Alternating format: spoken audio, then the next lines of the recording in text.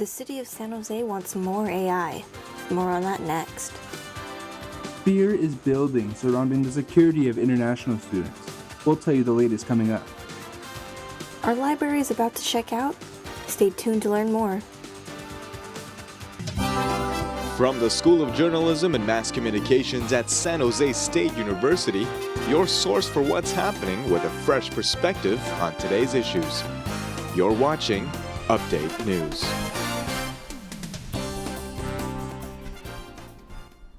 Welcome to Update News. I'm Isabella Dandoy. And I'm Justin Ray. Let's jump right in. We start the show with news that broke yesterday about the VTA strike that has lasted for 3 weeks, now being ordered to come to an end. A Santa Clara County Superior Court judge ruled that the VTA employees must go back to work and end their strike, claiming that the workers broke their no-strike clause. The union that represented the VTA workers released a response saying that they will appeal the court's ruling immediately. The International President John Costa said that the ruling is an injustice and a direct slap in the face to the VTA workers, whom he called brave frontline heroes. VTA said in a statement that they hope this ruling will encourage ATU to return to the bargaining table and are making plans to get light rail services back as soon as possible. Update News will continue to bring you more on the developing story. In light of San Jose Mayor Matt Mahan's new city budget plan, a new funding program has been announced to support early-age AI startups. The program encourages these startups to set up operations in San Jose. I looked into how this program will impact the city. According to the city of San Jose, 3 $50,000 grants and one $25,000 grant are up for grabs for AI startups. Copel AI CEO Gurmeet Narula wants to allocate the funding toward product enhancement and business development. And we need this kind of money to pull off these exciting startups and make San Jose the epicenter. Founded in 2021, Copel AI is a San Jose-based startup that uses AI to create video books for educational purposes. The first step is putting in a little bit of infrastructure, a little bit of money, right, to get the flywheel moving. And that's what this 50 grand grant would do. Ignite GTM CEO Bill Berry is collaborating with the city to drive this initiative. His business assists startups by connecting them with potential investors and providing them consulting opportunities. It's more symbolic that they see San Jose, the capital of Silicon Valley, a city actually reaching out and offering that kind of help and support. I think it has a bigger symbolism than the actual money value. Startups will be awarded based on their contributions to San Jose, the likelihood of success, and their ethical use of AI, according to the mayor's office. San Jose and the whole Silicon Valley is the forefront of technology and AI. So I think for any AI company or tech company, I think there's a lot of opportunity here in San Jose. But for these startups, the real prize is being able to call San Jose home. AI industry experts from tech giants like IBM and Coactive will review applications and select award recipients. The application deadline for this program is May 15th. Representative Ro Khanna made an appearance at the March Town Hall meeting that was held at the Don Cajon School over the weekend. Reporter Angela Nguyen went to find out more. We are going to take our democracy back.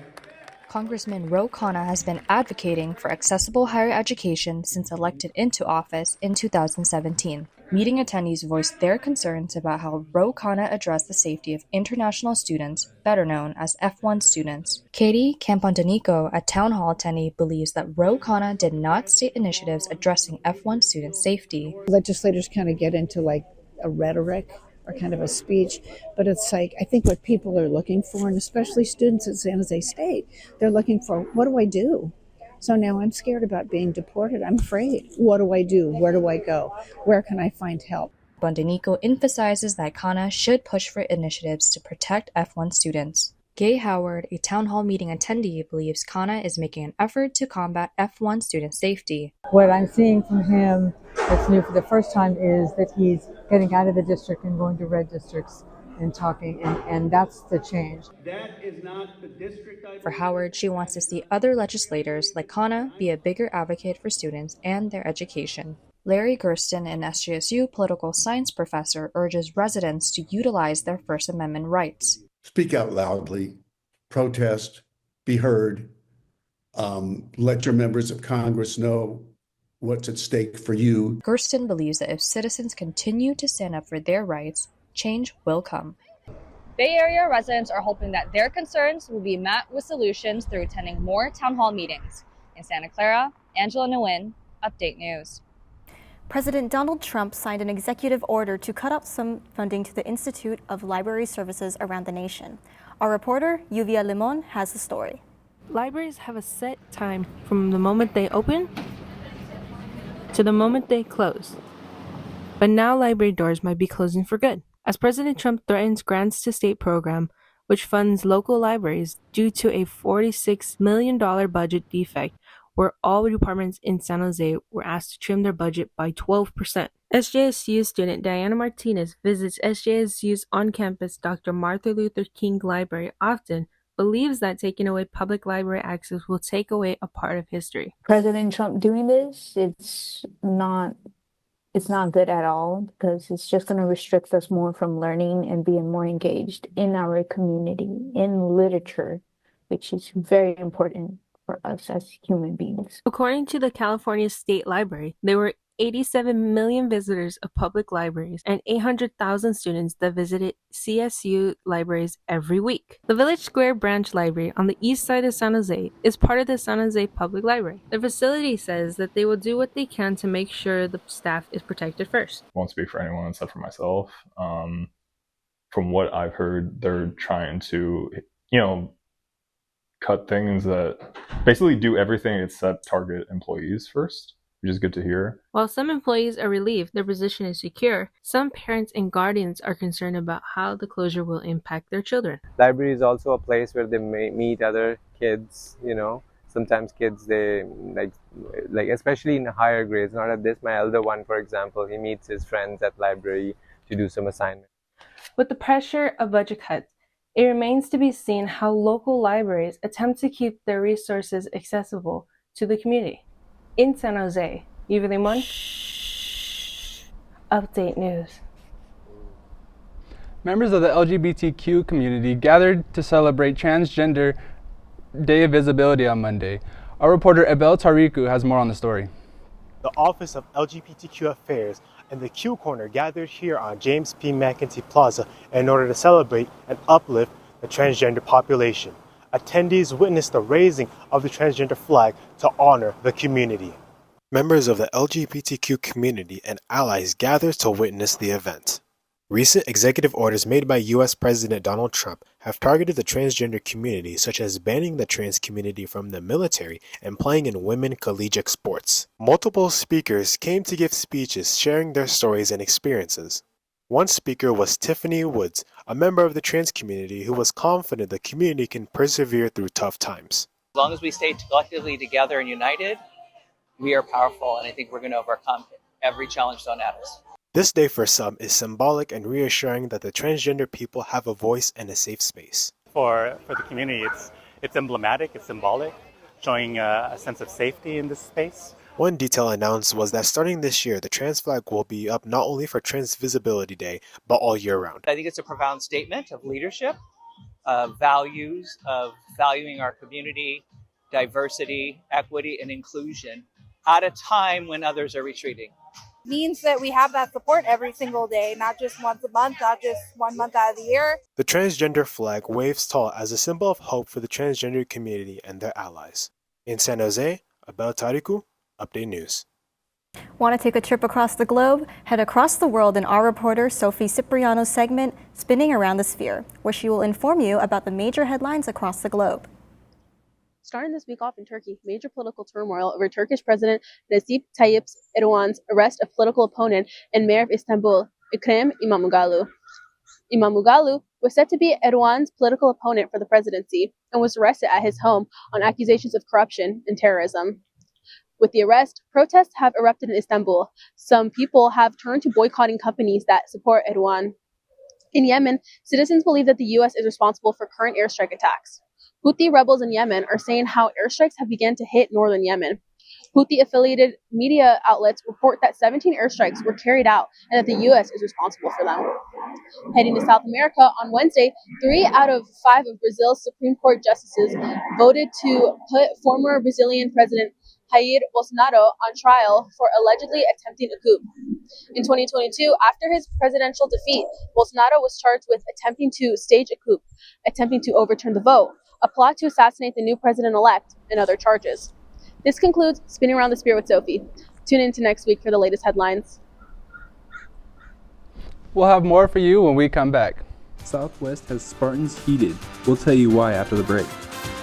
Spring break is ahead. Stay tuned to hear what the Spartans have planned. Spring break is coming up. Should you bring your umbrella or your beach ball to the beach? Coming up next.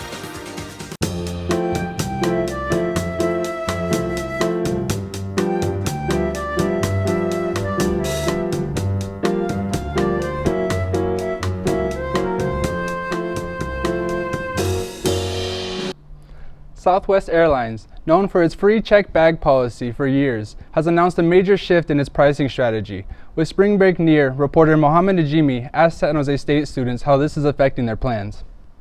Thanks, Justin.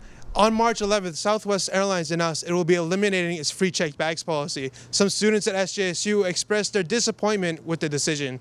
Joseph Ogawa, a SJSU student, is planning to fly with Southwest to visit family in San Diego. He shares that he will now have to change how he packs for the flight. Yeah, I had a bigger suitcase, so I'd put on my extra stuff just in case.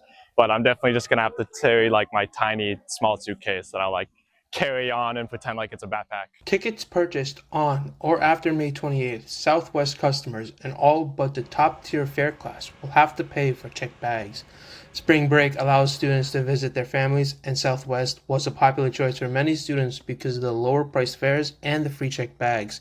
Other SJSU students share their thoughts on the new baggage policy. I don't think it's fair for them to charge for bags.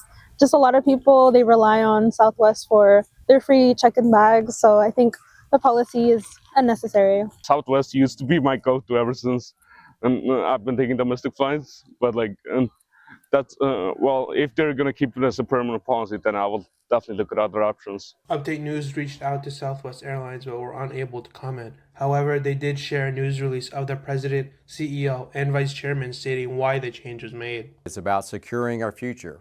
We're announcing changes to our business that will help us return to the levels of profitability we all expect and to support our collective long-term success. The cost of the checked bags hasn't been announced as of yet. However, it will be competitive with other carriers, according to Southwest. As the airline industry evolves, so too does the experience of flying, and how students may be packing their bags with a bit more caution from here on out. Live at San Jose State, Mohammed Najimi, Update News. Speaking about spring break, I must confess, I'm ready to take a breather. Got any fun plans? I'm going to spend some time with my family. How about you? I'm just ready to get some sleep. Let's see what other students have in store with this week's State of the Spartans.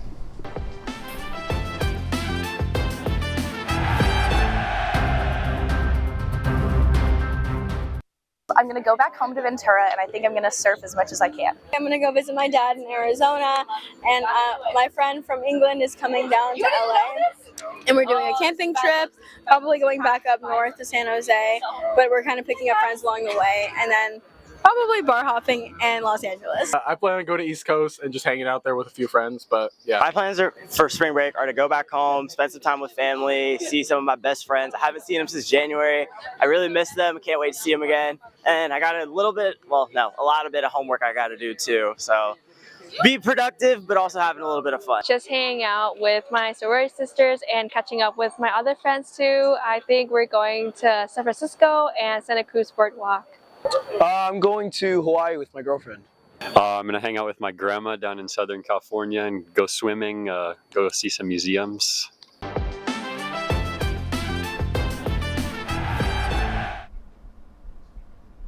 Looks like the clouds are rolling in. Yeah, hopefully we can get some sunshine. Let's see what reporter Abel Tariku has with this week's upcoming forecast. I'm Abel Tariku, and this is your weekly weather forecast. We're on a weather roller coaster this week, from summer-like temperatures to start the week to cooler changes and even some rain chances returning midweek and over the weekend. We'll be going from the highs in the 70s and 80s back down in the 60s with rain at times and a chance for some late season Sierra snow as well. Rain totals don't look too extreme with our midweek storm, and there's a chance that we could see higher totals with the storm due in on Sunday. The midweek storm will be the first in a series that will continue midway through the weekend and likely stay active into early April as well. And I wish I could control the weather so you guys have an amazing spring break, but ultimately that's out of my control, unfortunately. I really hope that we can get some sunny days throughout the rest of this week, but let's check out your weather forecast for this week. See, for Santa Cruz, you will notice the cooling along the increased rain chances late in the week and into early next week. So hopefully you can enjoy some Santa Cruz sunny beaches along the way. Into Oakland, cooling to Bayside near Oakland with more clouds and some rain chances into early next week. Then we can probably move along all the way to San Francisco. San Francisco will go back into breezy and cooler conditions with showers possibly Thursday and ongoing chances for rain earlier in the weekend. And lastly, we see a similar trend for San Jose, although with a larger drop in the temperatures out in the 70s and 80s into the 60s with rain chances early next week. And that's it for this week's weather forecast. Now let's head back to the desk. Stay tuned because we have more for you after the break. Man's best friend needs some help. We'll tell you how you can lend a paw coming up. Dogs are not the only furry friends looking for a home. Kittens will fill up your screen after the break. The brackets are tightening up. March Madness updates coming up next.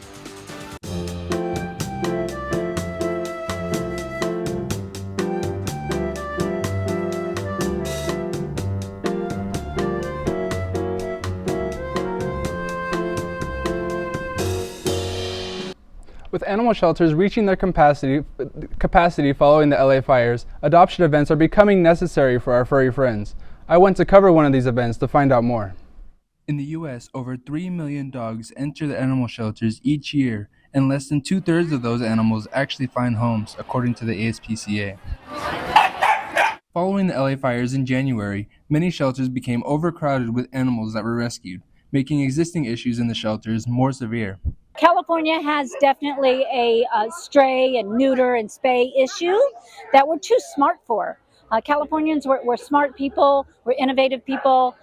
We can solve this problem. Michelle Kiss has been a dog owner for over 10 years and claims that her life hasn't been the same since her dog came into her life, and also believes that more people need a pet. It just is, it just completes your life. It gives you somebody to come home to if you've had a bad day, and they're always so happy to see you, and they're just the best. I can't recommend it enough. One event was held at the Amswell Hotel located in Mountain View on Sunday. It combined yoga and puppies to bring the excitement to the participants. The event was held in partnership with Pets in Need, the first ever no-kill animal shelter in Northern California. We are in an epidemic right now where a lot of animals are looking for homes, and we just rescued a bunch of animals from LA during the LA fires as well. So we are overcapacitated at Pets in Need. So we need to find people to adopt animals and find them loving homes. Kagawa also told me that even those who can't adopt, fostering animals for a set period of time could also provide some relief for crowded shelters. Okay, big question for you, Isabella. Are you a dog or a cat person? I am a dog person. But it was Cat Day in San Jose last weekend. Reporter Gabriel Evans went downtown to see how San Pedro Square celebrated. Kittens. A familiar furry friend for households around the world.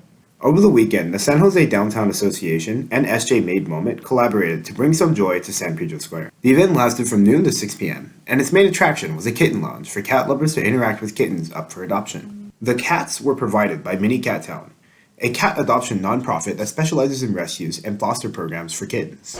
All of the kittens here are available for adoption. They come from different rescues throughout the Bay Area. Some of them here today are from Hawaii as well. So we're just really trying to spread the mission of getting cats into permanent homes. This was the first ever Cat Day in downtown San Jose. Local artists and vendors at the event sold cat-themed merchandise for all the cat lovers in attendance. I've always drawn cats. I've always loved cats. I grew up with a house full of cats, so I just kind of it's nice to be able to draw them and make money. The Cat Lounge brought hundreds of cat lovers to San Pedro Square. Attendees were given a set amount of time to enjoy the company of the furry felines.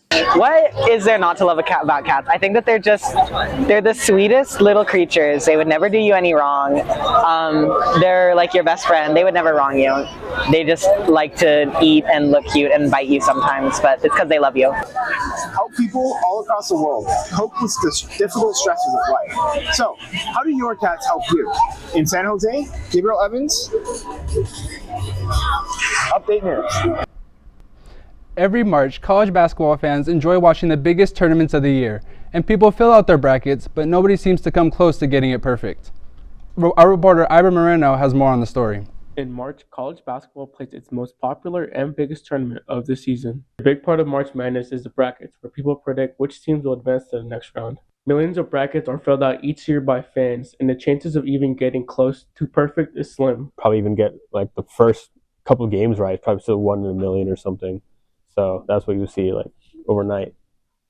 20 million brackets go away and you only have like 130 or something left. With 68 teams competing in March Madness, it's difficult for many to fill out their bracket. But some have hope that with the right technique and research, they can make it. You should do some research into it before, but you don't have to because, like, yeah, there's a big upsets every year. Like, UMBC in like 2007 that they like went pretty far. Many fans research the statistics of the team's record and win percentages. Some believe one day someone may get the right bracket. I feel like eventually there will be. There was a few this year I remember seeing, and they were good until maybe like the last round. But I mean, if you really know your stuff, then I feel like it's possible, I feel like, to get a perfect bracket. With no one yet to have completed a perfect bracket, and with the chances of someone creating a perfect bracket being 1 in 9.2 quintillion, it will remain to be seen if someone could beat the odds in years coming.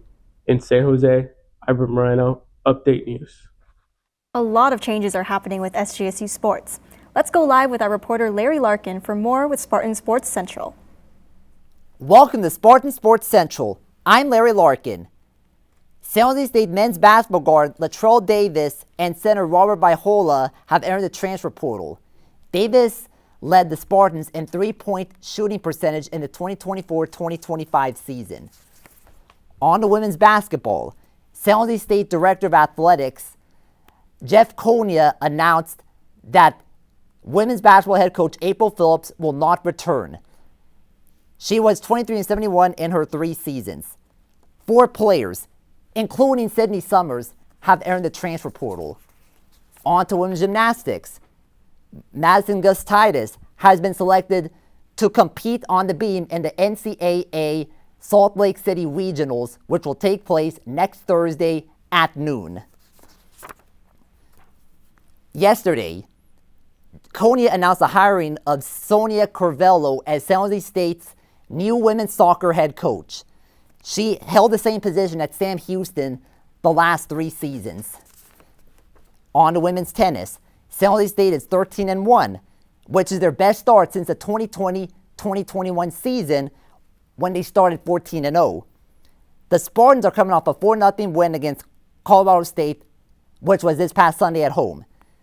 Next up for the Spartans is a 2-meet road trip which starts tomorrow at Air Force. And now, it's time for the Spartan Showcase.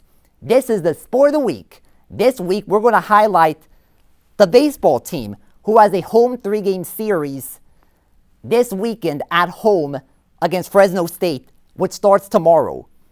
The Spartans, in their most recent conference series, swept a 3-game series against Air Force, scoring 14 runs in each of their first 2 games. The Spartans are currently 16-9 this season, including 4-2 in Mountain West Conference play, which is tied for first place with New Mexico and Washington State.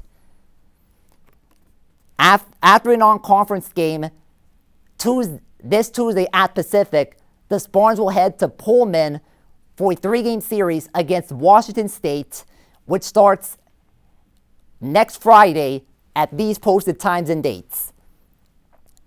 That's it for this week's edition of Spartan Sports Central. Now back to the desk. And that does it for this week's edition of Update News. For all of us here, thanks for joining us. Be sure to follow us on our socials, and we'll see you after spring break.